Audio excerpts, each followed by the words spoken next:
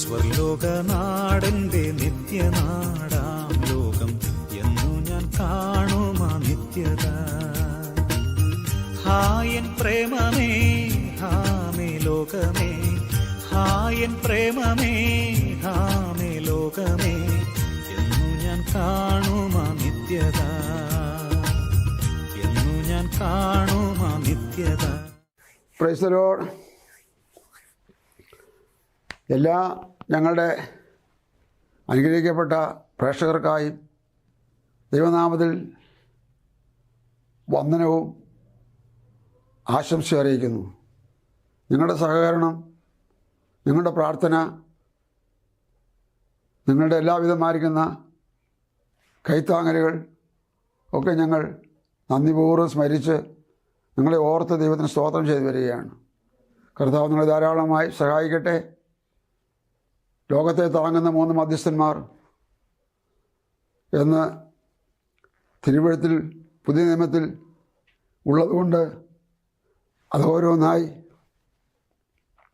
3 episode വഴി നിങ്ങളുടെ മുമ്പാകെ കൊണ്ടുവരികയാണ്. അതിൽ 2 കഴിഞ്ഞു, ഇന്ന് 3-ാമത്തെയാണ്. നിങ്ങളെന്നോട് സഹകരിക്കുക, ഈ ദൂതിന് വേണ്ടി പ്രാർത്ഥിക്കുക, നിങ്ങളുടെ പ്രാർത്ഥനയോടെ ഇത് സ്വീകരിക്കുക. നമുക്കൊരു വാക്ക് പ്രാർത്ഥിക്കാം. സ്വർഗീയ പിതാവേ, യേശുക്രിസ്തുവിൻ്റെ നാമത്തിൽ ഈ പകലിൽ ഈ ശുശ്രൂഷയ്ക്കായിട്ട് പ്രാർത്ഥിച്ച് കർത്താവിൻ്റെ കയ്യിൽ ഏൽപ്പിക്കുകയാണ്. പരിശുദ്ധാത്മാവ് ഞങ്ങളെ വാക്കിലും പാപത്തിലും സന്ദേശത്തിലും അങ്ങ് നിയന്ത്രിക്കുമാറാകണം. അങ്ങേക്ക് വേണ്ട, ഞങ്ങൾക്ക് വേണ്ട. അങ്ങേക്കില്ല, ഞങ്ങൾക്കില്ല. അങ്ങ് അല്ലെന്ന് പറഞ്ഞാൽ ഞങ്ങളും അല്ലെന്ന് പറയട്ടെ. ഒരു നാൾ ഞങ്ങൾ അങ്ങയുടെ ന്യായാസനത്തിന് മുമ്പാകെ നിൽക്കേണ്ടവരാണ്. എത്രയോ ശതമാനം പൂർണ്ണമായും ഞങ്ങളത് വിശ്വസിക്കുന്നവരാണ്. നമ്മുടെ കർത്താവെ, ഇന്ന് കേൾക്കുന്ന മക്കളെ വ്യക്തിപരമായും കുടുംബമായും സമൂഹമായും അനുഗ്രഹിക്കണമെന്ന് പ്രാർത്ഥിക്കുന്നു. അവർ സബ്സ്ക്രൈബ് ചെയ്യുവാനും അതേതിന് കർത്താവെ ലിങ്ക് ചെയ്യുവാനും അതുപോലെ ലൈക്ക് ചെയ്യുവാനും ഷെയർ ചെയ്യുവാനും മറ്റുള്ളവർക്കിത് അയച്ചു കൊടുക്കാനും നീ അവരെ ഒരുക്കണേ. അങ്ങയുടെ നാമം അനേകര ആശ്വാസത്തിനും അനുഗ്രഹത്തിനും വിടുതലിനും മുഖാന്തരമായി തീരുവാൻ എൻ്റെ ശ്രോതാക്കളെയും കൂടെ ദൈവത്തിൽ പങ്കാളികളാക്കണമേ. അവർ മറ്റുള്ളവർക്കത് കൈമാറുവാൻ അവരെ അനുഗ്രഹിക്കണമേ. വിശുദ്ധജനത്തെ ചേർക്കാൻ വേഗം വരുന്ന യേശു രക്ഷിതാവിൻ്റെ ധന്യമായ നാമത്തിൽ തന്നെ ആമേൻ, ആമേൻ. കർത്താവ് നമ്മളെ അനുഗ്രഹിക്കട്ടെ. ഇന്ന് പകലിൽ നമ്മൾ ചിന്തിക്കുന്നത് ഈ ലോകത്തെ താങ്ങി നിർത്തുന്ന 3 മധ്യസ്ഥന്മാരെ കുറിച്ചുള്ള ചിന്തയിൽ 3-ാമത്തെ ഭാഗത്തേക്ക് വന്നിരിക്കുകയാണ്. ഇതിൻ്റെ ഈ കാര്യങ്ങൾ എത്ര പേര് മനസ്സിലാക്കിയെന്നോ അംഗീകരിച്ചെന്നോ വിശ്വസിച്ചെന്നോ അല്ലെങ്കിൽ അവരുടെ ഇതിനെക്കുറിച്ചുള്ള മനോഭാവം എന്താണെന്നോ എനിക്കറിഞ്ഞുകൂടാ.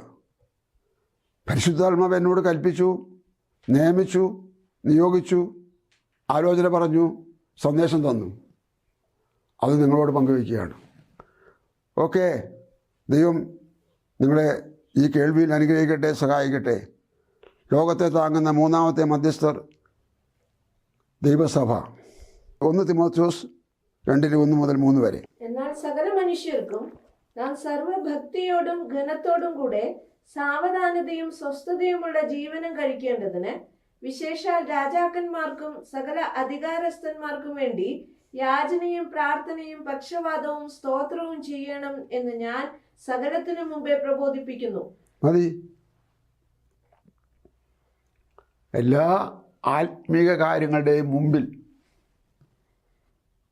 നിങ്ങൾ ചെയ്യേണ്ടത് എന്നതാണെന്ന് പ്രബോധിപ്പിക്കുന്നു. കണ്ടോ, 3 വിഭാഗം ആൾക്കാരെ തിരിച്ചു. 1 സകല മനുഷ്യരും, 2 രാജാക്കന്മാർ, 3 അധികാരസ്ഥന്മാർ. ഇവർക്ക് 3 കൂട്ടർക്കും വേണ്ടി എന്ത് ചെയ്യണം? പ്രാർത്ഥനയും പക്ഷപാതവും സ്തോത്രവും കഴിക്കണം. യേശു ലോകത്തിന് വേണ്ടി എന്ത് ചെയ്യുന്നു എന്ന് ഞാൻ 1-ാം ഭാഗത്ത് പറഞ്ഞു. പക്ഷപാതം ചെയ്യുന്നു. 2-ാമത് പരിശുദ്ധാത്മാവ് എന്ത് ചെയ്യുന്നു എന്ന് ഞാൻ പറഞ്ഞു. പക്ഷപാതം ചെയ്യുന്നു. മൂന്നാമത് സഭ എന്ത് ചെയ്യണമെന്ന് പറഞ്ഞു? പക്ഷപാതം ചെയ്യണം. ഇത് കണ്ടെത്തിയതായ, തോന്നിയതായ, അല്ലെങ്കിൽ ഇങ്ങനെ അങ്ങ് പറയാമെന്ന് വിചാരിച്ചതായ ഒന്നും അല്ല. മറിച്ച് ഇത് പറയാൻ ലോകത്തോട്, ശ്രോതാക്കളോട്, ആകമാനമുള്ള ജനത്തോട് പറയാൻ പരിശുദ്ധാത്മാവിൻ്റെ ശക്തമായ നിയോഗത്തോടെയാണ് പറയുന്നത്. ഞാനിത് വളരെ സ്പീഡായി ആവേശത്തോടുകൂടെ ശബ്ദലഹരിയിൽ പറഞ്ഞാൽ എല്ലാവർക്കും അത് സന്തോഷമാണെന്നൊക്കെ ആവും, എനിക്കറിയാം. പക്ഷേ എല്ലാവർക്കും പിന്നീട് പിടി കിട്ടുകയില്ല. നിങ്ങളുടെ ഹൃദയത്തിൽ ഈ സീനായിട്ട് ഇത് പതിയണം. സഭയുടെ ദൗത്യമാണ്, സഭയ്ക്ക് കൈമാറി തന്നിരിക്കുന്ന ഡ്യൂട്ടി അഥവാ ശുശ്രൂഷയാണ്, സഭയ്ക്ക് നൽകിയിരിക്കുന്ന അധികാരമാണ് സകല മനുഷ്യർക്കും വേണ്ടി പ്രാർത്ഥിക്കുക. രാജാക്കന്മാരെന്ന് പറയുന്ന ഭരണാധിപന്മാരെയാണ്. ഭരണാധിപന്മാർക്ക് വേണ്ടി പ്രാർത്ഥിക്കുക. അതെ, പിന്നീട് അധികാരസ്ഥന്മാർക്ക് വേണ്ടി പ്രാർത്ഥിക്കുക. അത് ഉദ്യോഗവൃന്ദങ്ങളെയാണ്. രാജാക്കന്മാർ ഭരണാധിപന്മാരാണ്.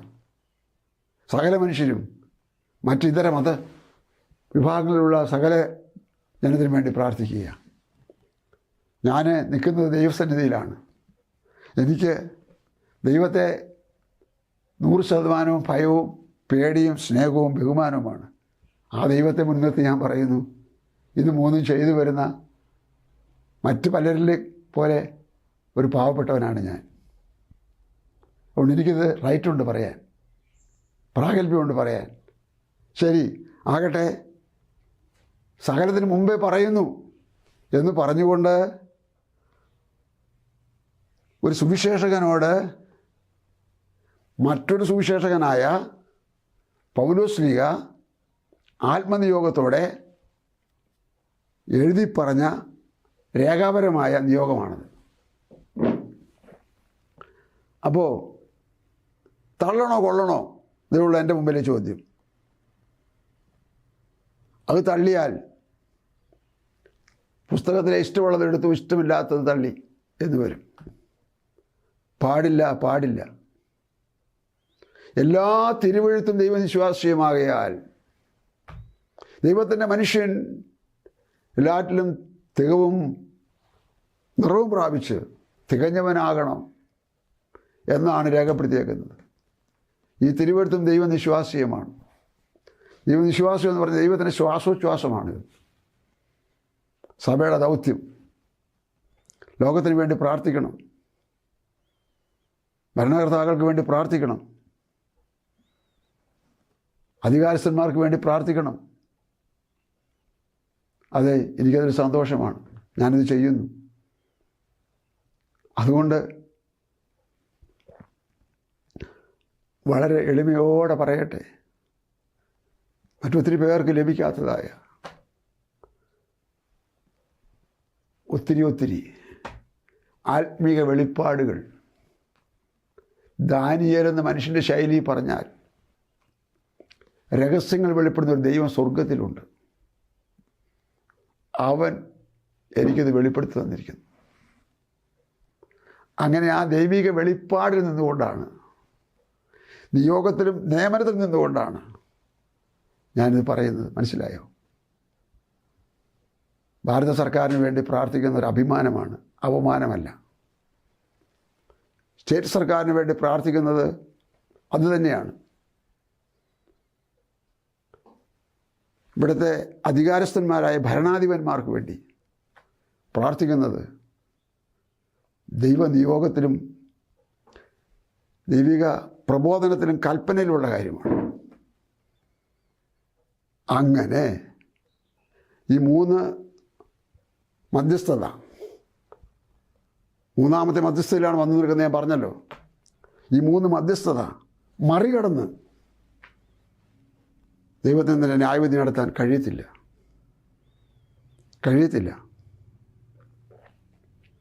കാരണം യേശുക്രിസ്തുവിനെ ഓവർകം ചെയ്തിട്ട് പിതാവാം ദൈവം ഒന്നും ചെയ്യത്തില്ല. അത് ആ പ്ലാനിങ്ങിൽപ്പെട്ട കാര്യം പൂർണ്ണമായി നിവർത്തിച്ച് തിരുസനിലേക്ക് തിരിച്ചു മടങ്ങിയ കർത്താവാണ്. കഴിയത്തില്ല. പരിശുദ്ധാത്മാവിനെ മറികടന്ന് കർത്താവിനൊന്നും ചെയ്യാൻ കഴിയത്തില്ല. ഈ ലോകത്തിൽ ദൈവത്തിന് എന്താണ് സ്വന്തമായിട്ടുള്ളത് എന്ന് ഞാൻ ചിലരോടെങ്കിലും ഒറ്റയ്ക്കും ചില സഭകളിലും ശുശ്രൂഷാമധ്യേ ചോദിച്ചിട്ടുണ്ട്. അവർക്ക് പറഞ്ഞ് മനസ്സിലാക്കിയിട്ടുണ്ട്. ഞാൻ പറഞ്ഞു പോയതുകൊണ്ട് ആ വാക്യം ഒന്ന് വായിച്ചേക്കാം. അത് ഈ വിഷയത്തിൽ ഞാൻ ഉൾപ്പെടുത്തുന്നതല്ല, പക്ഷേ എങ്കിലും ഞാനത് പറയും. അപ്പോസ്തലപ്രവൃത്തി 20-ാം അധ്യായം 28-ാമത്തെ വാക്യം. നിങ്ങളെ തന്നെയും താൻ സ്വന്തം രക്തത്താൽ സമ്പാദിച്ചിരിക്കുന്ന ദൈവത്തിന്റെ സഭയെ മേയ്പാൻ പരിശുദ്ധാത്മാവ് നിങ്ങളെ അധ്യക്ഷരാക്കി വെച്ച ആട്ടിൻകൂട്ടം മുഴുവനെയും സൂക്ഷിച്ചുകൊള്ളുവിൻ. ഇതൊരുപാട് പേർക്ക് സുപരിചിതമായ വചനമാണ്. നല്ലത് നല്ലത് നല്ലത്. പക്ഷെ അതിൻ്റെ ഗൗരവം അതുപോലെ പിടിയിട്ടിട്ടുണ്ടോ എന്ന് എനിക്കറിയത്തില്ല. സ്വന്തം രക്തത്താൽ സമ്പാദിച്ച സഭ. ഈ കേൾക്കുന്നവരിൽ സഭയിൽ ഉൾപ്പെട്ടവരോ അല്ലാത്തവരോ ക്രിസ്തീയ സമൂഹത്തിലുള്ളവരോ അല്ലാത്തവരോ ആരായിരുന്നാലും ഞാനതിനെക്കുറിച്ച് പറയുന്ന ഒരു പ്രയോഗം സന്തോഷമായി ശ്രദ്ധിക്കുക, താല്പര്യമായി ശ്രദ്ധിക്കുക, മനസ്സോടെ കേൾക്കുക. സ്തോത്രം, സ്തോത്രം. ലോകത്ത് ദൈവത്തിന് എന്തുണ്ടെന്ന ചോദ്യത്തിന് ഒറ്റ ഉത്തരം: അവനൊരു സഭയുണ്ട്, അവനൊരു സഭ. സഭ, ദൈവസഭ, അതിന് ശരിയായ ഒറിജിനൽ പേര്, ആധികാരിക പേര് അതാണ്, ദൈവസഭ. അപ്പോൾ ദൈവസഭ എന്നൊന്ന് ലോകത്തിലുണ്ടെങ്കിൽ അത് ഇഷ്ടാനുസരണം ജീവിക്കാൻ പ്രവർത്തിക്കാനുള്ളതല്ല. സഭയെന്ന് പറഞ്ഞാൽ വിളിച്ച് വേർതിരിക്കപ്പെട്ടവരുടെ കൂട്ടം എന്നാണ്. ഒന്നുകൂടി പറഞ്ഞാൽ വിളിച്ച് വേർതിരിക്കപ്പെട്ട വിശുദ്ധന്മാരുടെ സംഘം എന്നാണ്. വിളിച്ചത് ദൈവം, വേർതിരിച്ചത് പരിശുദ്ധാത്മാവ്, കൂട്ടം, ജനം. ബിൽഡിംഗ് അല്ല.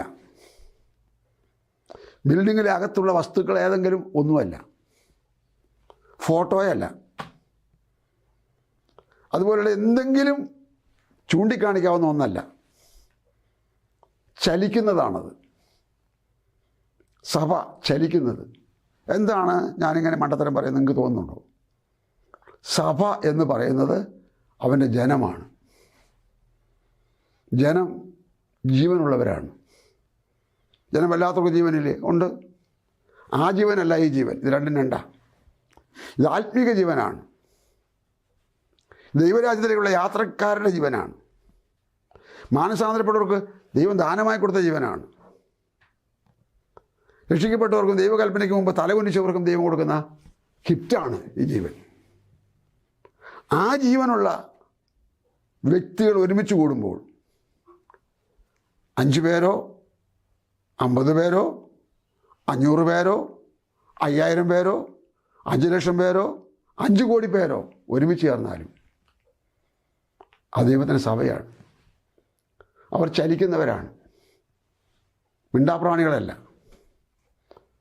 അവർ വഴക്കാളികളല്ല. അവർ ലോകത്ത് പ്രശ്നക്കാരല്ല. അവരെ കൊണ്ട് പോലീസിന് ഒരു ദോഷമില്ലെന്ന് മാത്രമല്ല, ഗുണമുണ്ട്. പോലീസ് അറിഞ്ഞിട്ടില്ലെന്നേ ഉള്ളൂ. പോലീസ് അറിയണമെന്ന് ഞങ്ങൾക്ക് നിർബന്ധവുമില്ല. അവർക്ക് വേണ്ടി നിരന്തരം പ്രാർത്ഥിക്കുന്ന ഒരു സമൂഹം ഈ ഭൂതലത്തിലുണ്ടെങ്കിൽ, ഭാരതത്തിലുണ്ടെങ്കിൽ, ഈ സംസ്ഥാനത്തുണ്ടെങ്കിൽ ഓർക്കുക, അത് ഞങ്ങളാണ്.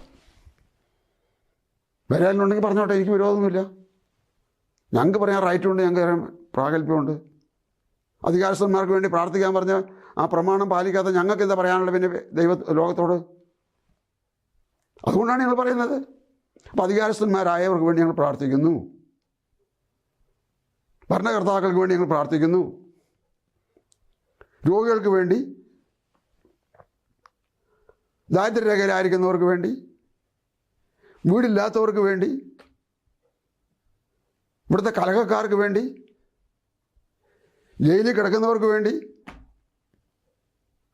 ജയിൽ അധികൃതർക്ക് വേണ്ടി ഞങ്ങൾ പ്രാർത്ഥിക്കുന്നു. കാരണം എന്താ? സ്വസ്ഥത, സമാധാനം. സങ്കീർത്തനം 122:6. യെരൂശലേമിന്റെ സമാധാനത്തിനായി പ്രാർത്ഥിപ്പിൻ. നിന്നെ സ്നേഹിക്കുന്നവർ സ്വൈരമായിരിക്കട്ടെ. പലസ്തീൻ്റെ നാട്ടിൽ അഥവാ ഇസ്രായേലിൻ്റെ മണ്ണിൽ ഒക്കെ അറിയപ്പെടുന്നതായ ഒരു സ്ഥലമാണ്, പ്രത്യേക സ്ഥലമാണ് യെരൂശലേം. ആ യെരൂശലേം പോലും സമാധാനമില്ലാത്തത് ദേശമാണ്. ഇത്രയും സുഖസുന്ദരമായൊരു ദേശവും രാജ്യവും അനേകർ നോട്ടം വച്ചിരിക്കുന്നതുമായ ഒരു പ്രത്യേക മേഖലയാണ്. യേശു പറഞ്ഞ യെരൂശലേമിനെ ചൊല്ലി സത്യം പോലും ചെയ്യരുത്, അത് മഹാരാജാവിൻ്റെ നഗരമാണ്. യേശു തിരുവായ്മ ഒഴിഞ്ഞ് പറഞ്ഞതാ. ആ യെരൂശലേമിൻ്റെ സമാധാനത്തിന് വേണ്ടി പ്രാർത്ഥിക്കാൻ. കണ്ടോ? അങ്ങനെ പ്രാർത്ഥിക്കാതിരിക്കുക? പിന്നെ തിരുവെഴുത്ത് അനുസരിക്കാതെ, വിശ്വസിക്കാതെ, അനുകരിക്കാതെ, അംഗീകരിക്കാതെ പിന്നെ എങ്ങനെയാണ് പ്രസംഗിക്കുക? ആ ഡ്യൂപ്ലി പ്രസംഗമല്ല ഇത്. അങ്ങനെ ഉണ്ടെങ്കിൽ സ്വോത്രം, ഇത് ഒറിജിനല്ല. തൻ്റെ ഉണ്ടായിട്ട് പറയുന്ന ഒറിജിനലാന്ന് മനസ്സിലാക്കുക. യെരൂശലേമിൻ്റെ സമാധാനത്തിന് വേണ്ടി പ്രാർത്ഥിക്കുവാൻ ന്യായപ്രമാണ കാലത്ത് സങ്കീർത്തനക്കാരനെ കൊണ്ട് പരിശുദ്ധാത്മാവ് എഴുതി വെപ്പിച്ചെങ്കിൽ രാജ്യത്തിൻ്റെ സമാധാനത്തിന് വേണ്ടി പ്രാർത്ഥിക്കുന്നവരാണ് ഞങ്ങൾ. വളരെ ബഹുമാന പുരസ്സരം,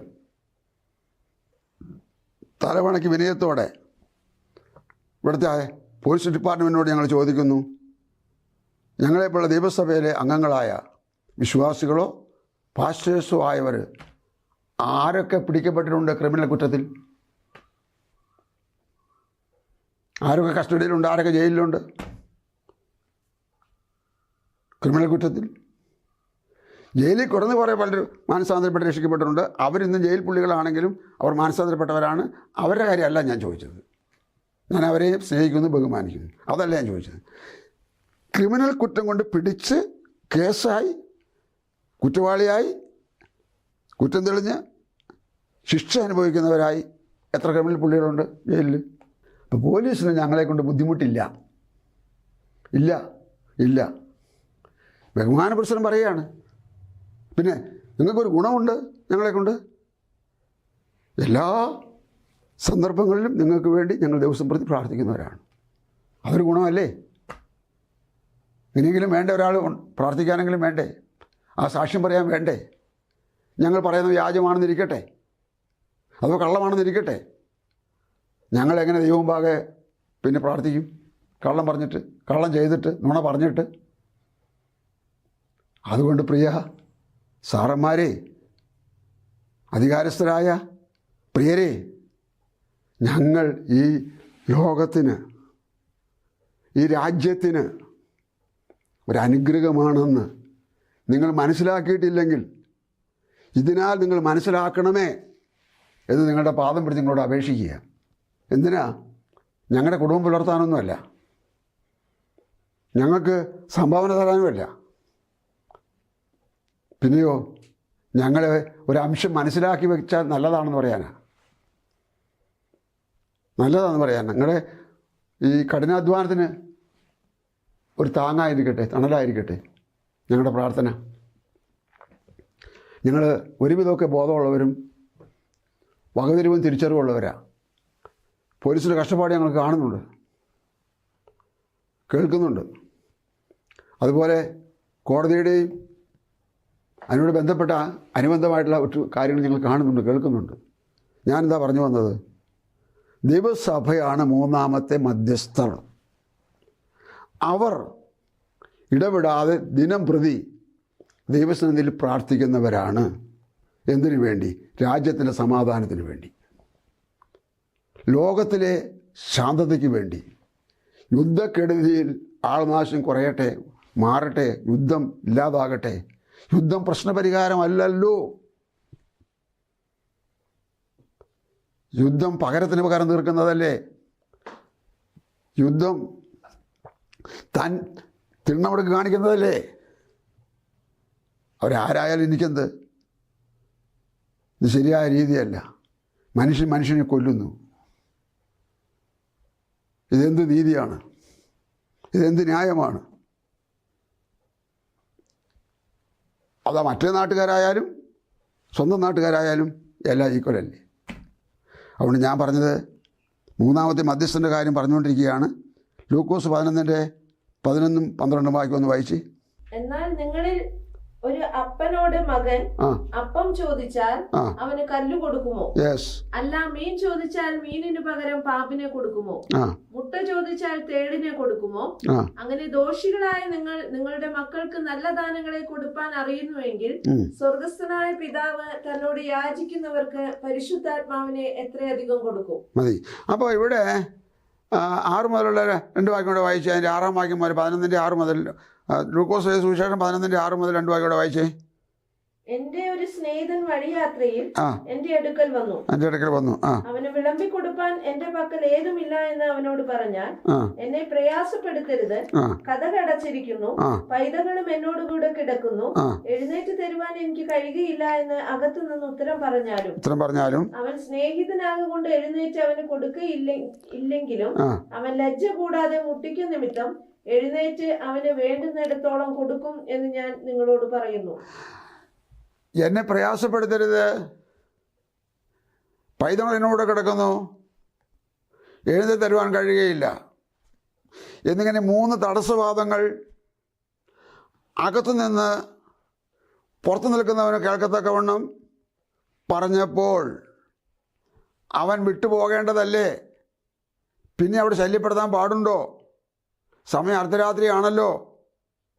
അതുകൊണ്ട് പ്രിയരെ, ഞാൻ പറയാൻ വരുന്ന കാര്യം, ഞങ്ങൾ ഒരു നേരത്തെ പ്രാർത്ഥന കൊണ്ട്, ഒരു ദിവസത്തെ പ്രാർത്ഥന കൊണ്ട്, ചില ദിവസങ്ങളിലെ പ്രാർത്ഥന കൊണ്ട് മാത്രം തൃപ്തിപ്പെടാതെ ആ കാര്യത്തിൻ്റെ മേൽ സാധ്യത വരുവോളം, യുദ്ധത്തിന് വേണ്ടി പ്രാർത്ഥിക്കുകയാണെങ്കിൽ യുദ്ധത്തിന് സമാധാനം വരുവോളം, അതെ മറ്റേതെങ്കിലും ഒരു പ്രശ്നസങ്കീർണമായ രാജ്യത്തെ കാര്യത്തിന് വേണ്ടി പ്രാർത്ഥിക്കുകയാണെങ്കിൽ, ജലപ്രളയത്തിന് വേണ്ടി പ്രാർത്ഥിക്കുകയാണെങ്കിൽ, തോരാമഴയുടെ ശാന്തതയ്ക്ക് വേണ്ടി പ്രാർത്ഥിക്കുകയാണെങ്കിൽ, ആ കാര്യത്തിൻ്റെ ഒരു സമാപനം ഉണ്ടാകുന്നത് അല്ലെങ്കിൽ ഒരു ശാന്തത ഉണ്ടാകുന്നത് വരെ ഞങ്ങൾ പ്രാർത്ഥിച്ചുകൊണ്ടേയിരിക്കും.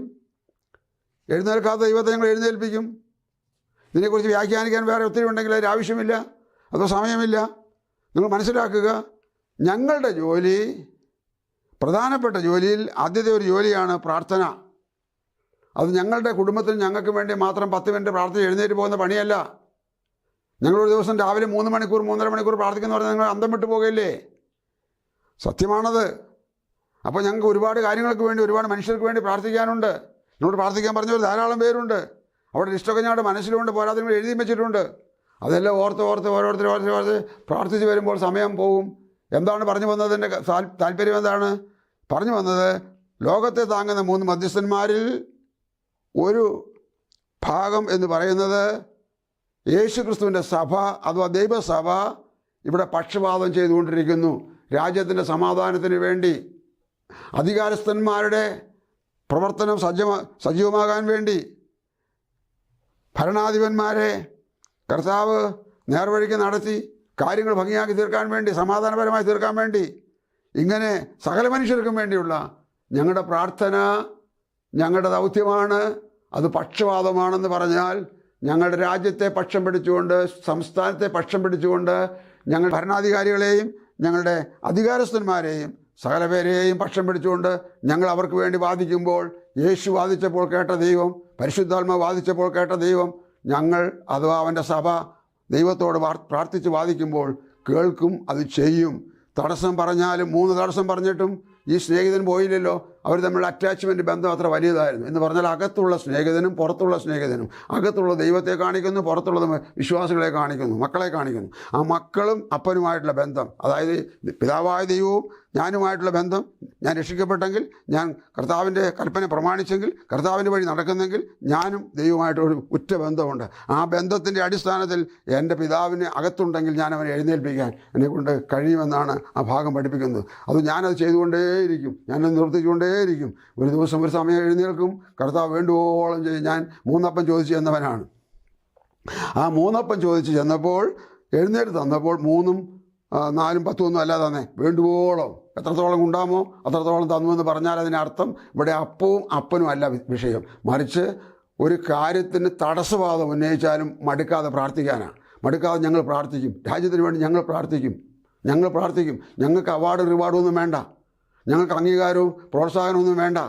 ഞങ്ങൾക്ക് അവാർഡും റിവാർഡും പ്രോത്സാഹനവും അംഗീകാരമൊക്കെ തരുന്ന മഹാദൈവമായ കർത്താവാണ്. ഞങ്ങൾ ചെയ്യുന്നു എന്നുള്ളത് ദൈവസ്ഥലം നിന്നുകൊണ്ടാണ് ഞാൻ പറയുന്നത്. എനിക്ക് വ്യാജം പറയേണ്ട ആവശ്യമില്ല. ഇത് പറഞ്ഞുകൊണ്ട് എനിക്ക് മറ്റൊന്നും നേടാനില്ല. അതുകൊണ്ട് നിങ്ങൾ മനസ്സിലാക്കുക, എന്താ ഞാൻ പറഞ്ഞു വരുന്നത്? 3 മധ്യസ്ഥന്മാരുടെ താങ്ങിലാണ് ഈ ലോകം നിൽക്കുന്നത് എന്ന് പറഞ്ഞാൽ ഞങ്ങൾക്കത് പറയാതിരിക്കാൻ പറ്റത്തില്ല. ഞങ്ങളുടെ പ്രാഗൽഭ്യമാണത്, ഞങ്ങളുടെ റൈറ്റാണത്, ഞങ്ങൾക്ക് ദൈവം നൽകിയ ഉത്തേജനമാണത്, ഞങ്ങൾക്ക് ദൈവം നൽകിയിരിക്കുന്ന ആമേൻ ഒരു ചുമതലയാണ്. ആ ചുമതല ഞങ്ങൾ നിവർത്തിക്കുന്നു. അതുകൊണ്ട് പറഞ്ഞു വരുന്ന കാര്യത്തെ മനസ്സിലാക്കാൻ ദൈവം നിങ്ങളെ അനുഗ്രഹിക്കട്ടെ, സഹായിക്കട്ടെ. ഞാൻ 2 എപ്പിസോഡ് പറഞ്ഞു കഴിഞ്ഞ് 3-ാമത്തെ എപ്പിസോഡ് എന്ന് പറഞ്ഞ് അവസാനിപ്പിക്കുന്നത് ഇങ്ങനെയാണ്.